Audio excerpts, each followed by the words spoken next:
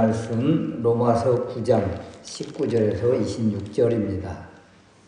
혹 내가 내게 말하기를 그러면 하나님이 어찌하여 허물하시느냐 누가 그 뜻을 대적하느냐 하리니 이 사람아 내가 누구이기에 감히 하나님께 반문하느냐 지음을 받은 물건이 지은 자에게 어찌 나를 이같이 만들었느냐 말하겠느냐 토기장이 진흙 한 덩이로 하나는 귀에 쓸 그릇을 하나는 천에 쓸 그릇을 만들 권한이 없느냐 만일 하나님이 그의 진노를 보이시고 그의 능력을 알게 하고자 하사 멸하기로 준비된 진노의 그릇을 오래 참으심으로 관용하시고 또한 영광받기로 예비하신 바 긍휼의 그릇에 대하여 그 영광의 풍성함을 알게 하고자 하셨을지라도 무슨 말을 하리요 이 그릇은 우리니 곧 유대인 중에서뿐 아니라 이방인 중에서도 부르신 자니라.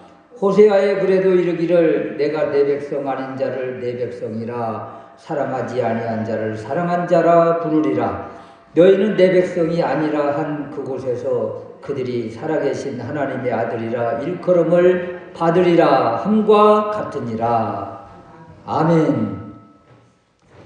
오늘 말씀 토기장이 창조주이신 토기장이 하나님이라는 제목으로 말씀을 드리려고 합니다. 하나님의 선택에는 불공평함이 없다. 우리가 잘나서 선택한 것도 아니고 우리의 노력함을 보고 선택한 것도 아니라 하나님의 일방적인 긍휼하심과 자비로 선택하셨다. 그리고 그 선택에는 분명한 목적이 있다. 우리를 통해서 하나님의 능력이 또 하나님의 이름이 온 땅에 드러나게 하기 위함이다. 이렇게 말씀을 주셨습니다. 하나님은 우리를 선택하시고 그리고 우리를 이끄시고 지도하십니다. 우리를 선택하시고 그냥 내버려 두는 것이 아니라 우리를 이끄신다. 이런 거예요. 여러분 축구 좋아하시죠? 축구? 전주에 전북 축구를 잘 아시는 분한테 이야기를 들었는데 지난해인가 전북 축구팀이 우승을 했어요. 우리나라 이제 프로리그에서. 그분이 하는 이야기가 축구는요 감독 싸움이에요. 감독 싸움. 그런 말을 해서 아니 선수들이 잘해야지.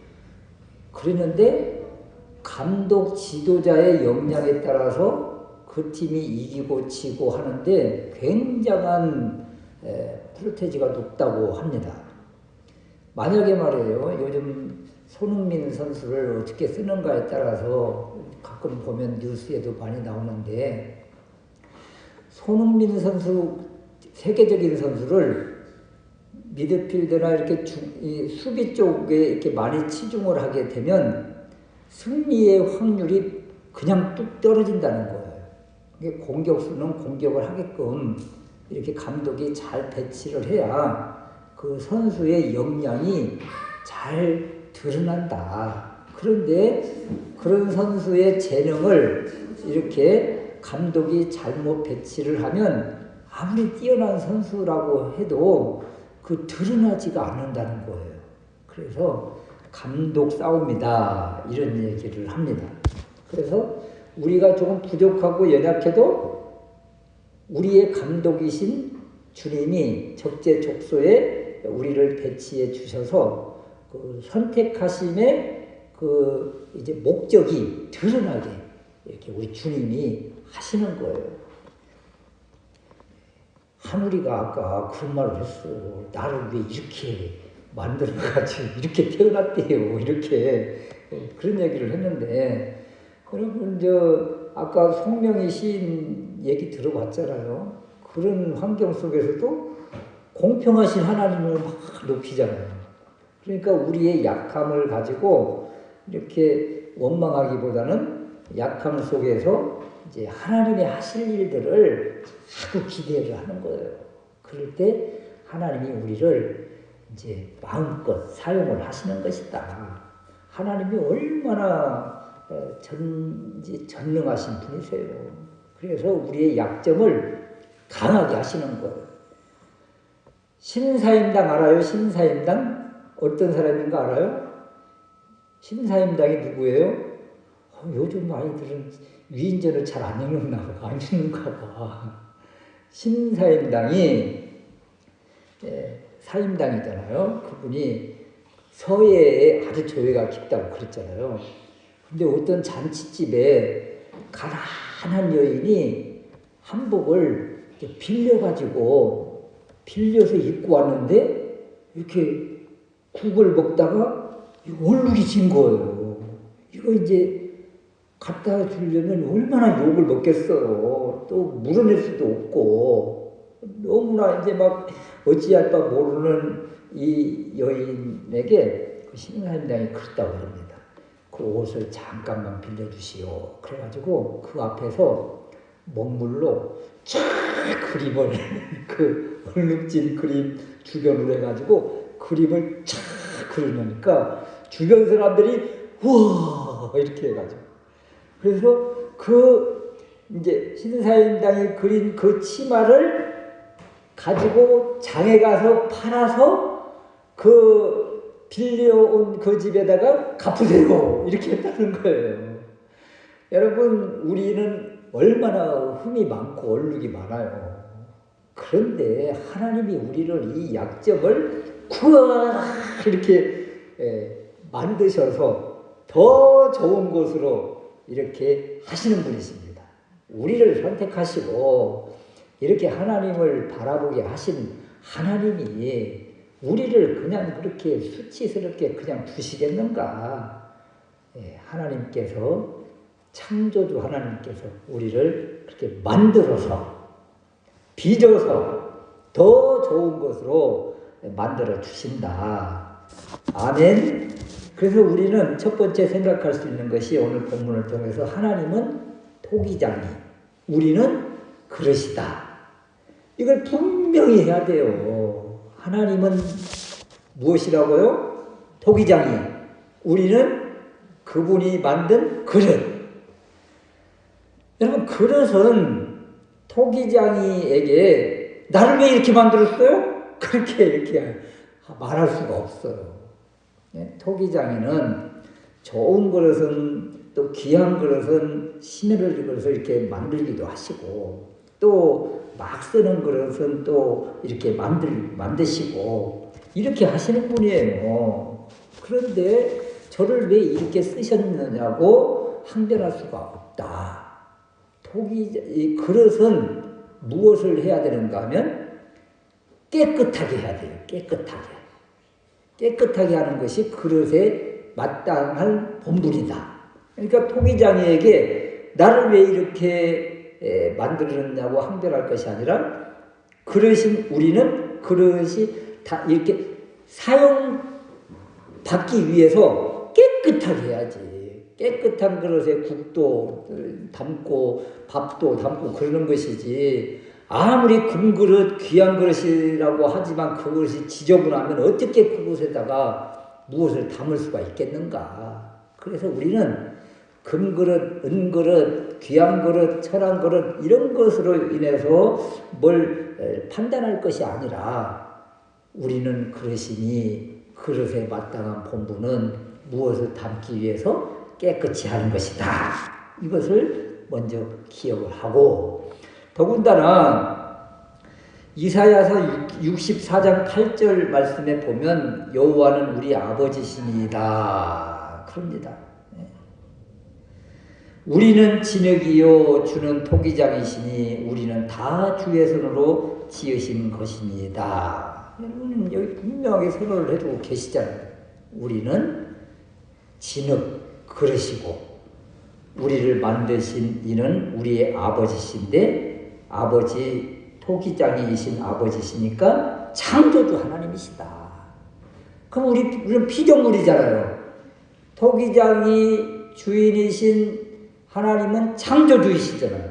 그래서 창조주이신 하나님께 피조물은 무엇을 항변하는 것이 아니고 쓰임받기 위해서 깨끗이 하는 것이 우리의 할 일이다. 더군다나 고린도후서 4장 7절 말씀에 보면 우리가 이 보배를 질그릇에 가졌으니 그러거든요.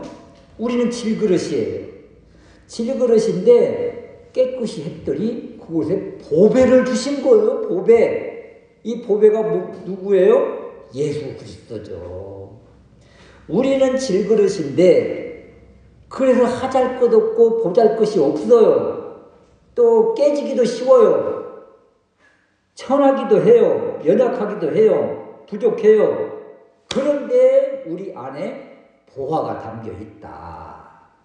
이 보화, 우리의 믿음으로 고백한 예수 그리스도가 우리 안에 계신다. 그러므로 우리는 이제 소중한 존재요, 귀한 존재다. 이런 것입니다. 이것을 좀 잊지 않고 기억을 했으면 좋겠다. 두 번째는 우리가 생각할 수 있는 것이 무엇인가 하면 긍휼의 그릇이라는 거예요. 우리가 긍휼의 그릇이다.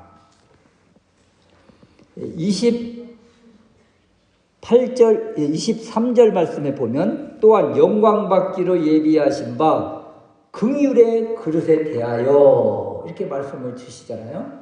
긍휼의 그릇이라는 거예요.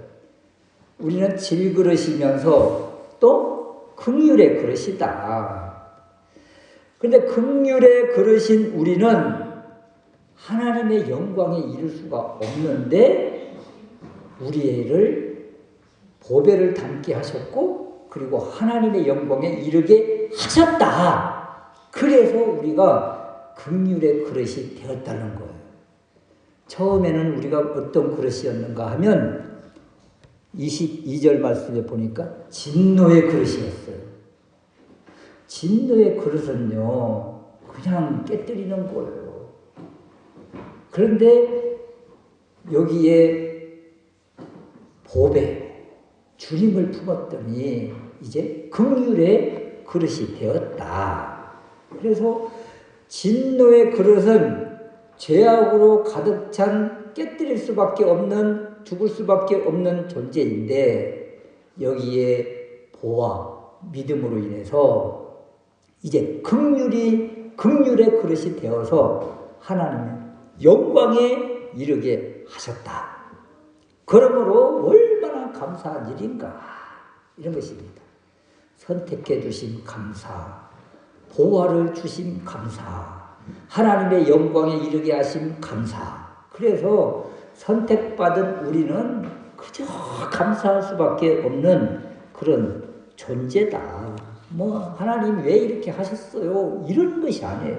그저 감사할 수밖에 없는 그런 존재다. 이런 것입니다. 오늘 호세아 2장 23절 말씀을 인용을 하는데요. 25절 말씀에 보면 내가 내 백성 아닌 자를 내 백성이라 사랑하지 아니한 자를 사랑한 자라 부르시겠다고 하시잖아요. 여러분, 내 백성 아닌 자, 이것은 하나님으로부터 거절당한 사람이잖아요. 진노 가운데 죽을 수밖에 없는 존재가 바로 내 백성 아닌 자, 사랑치 아니한 자, 이런 사람이에요.